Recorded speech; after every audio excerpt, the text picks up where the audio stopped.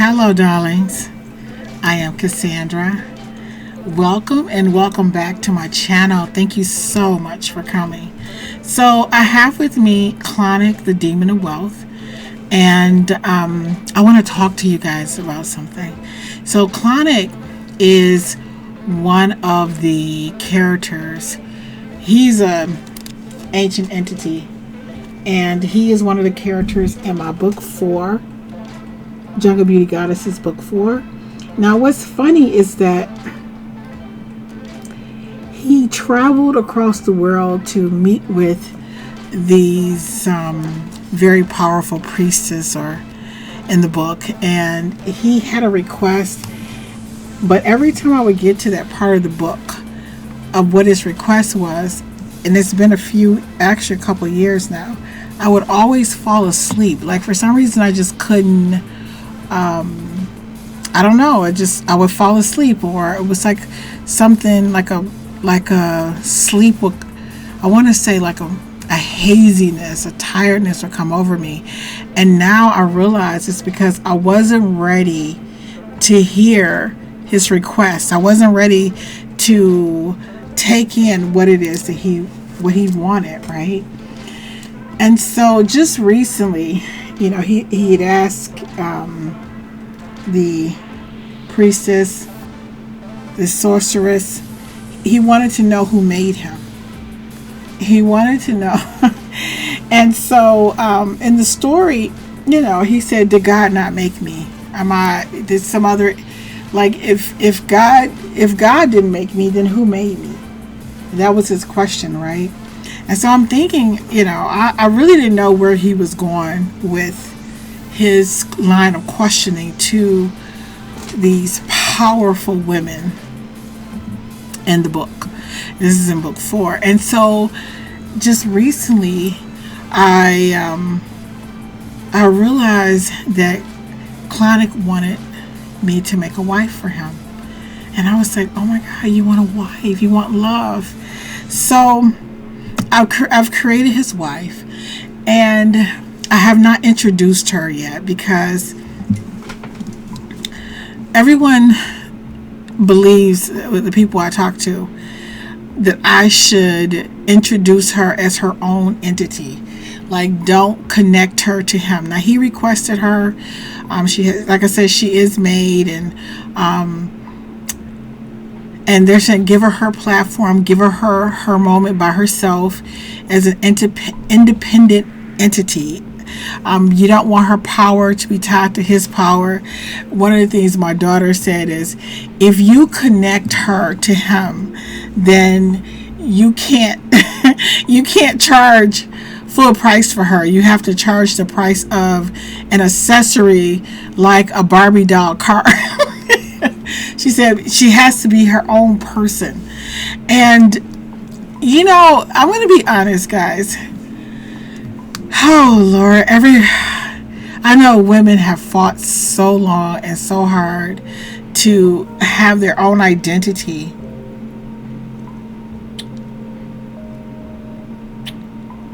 To have their own identity, to be their own person, to not be connected to a man. So have their own credit, and I get that, right? I get that women feel like they are their own beings. They have their own power. But there's this part of me, guys. I feel like there is, Clonic asked for his wife, and just because he asked for her, it doesn't mean that he owns her,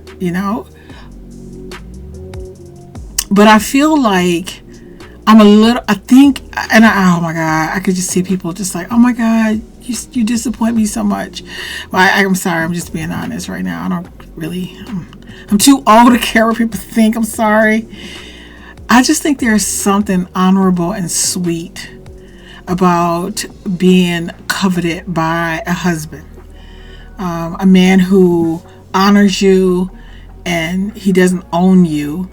And my parents were married for 28 years. My father was quite a bit older than my mom, and these numbers are significant. But I think he was 28 years older than my mom, and they were married for 28 years before my father passed. And there was an energy that was a part of my childhood where, you just couldn't talk to my mother crazy. And my father would tell anybody quick, whoa. I don't care who it was. I don't care if it was her brothers, neighbors. He would say, no, you can't talk to my wife like that. Not my wife. And it was just the energy of just when you are coveted or protected by masculine energy, that I think that there's nothing wrong with being a strong, independent woman, as women say.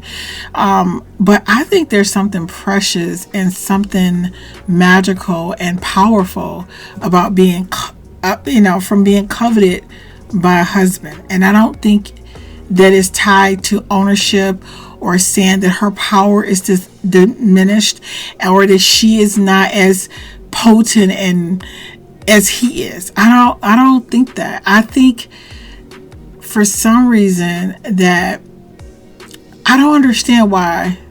Sometimes I feel like I'm not human, because I'm just going to say this.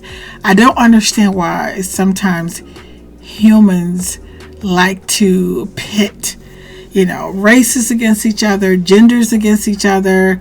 There's, this team against that team. And this is, I don't know. Like, I think that there is something extremely potent and powerful of two beings that come into union. And it doesn't mean that one owns the other. I don't feel like he owns his wife because he asked for her.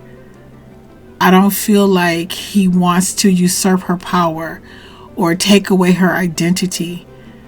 I don't know. So anyway, I haven't introduced her yet because I want to introduce them as a couple. And I know that a lot of people are just saying, don't do that. Let her be her own power. She's a powerful woman of her own strength. Her own, yeah! Create her backstory and all of this stuff.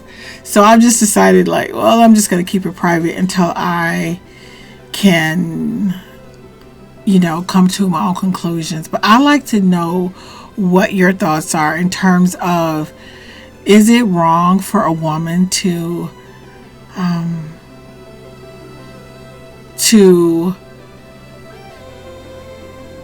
I don't know, part of her, to be some of her power to be attached to her connection to her husband?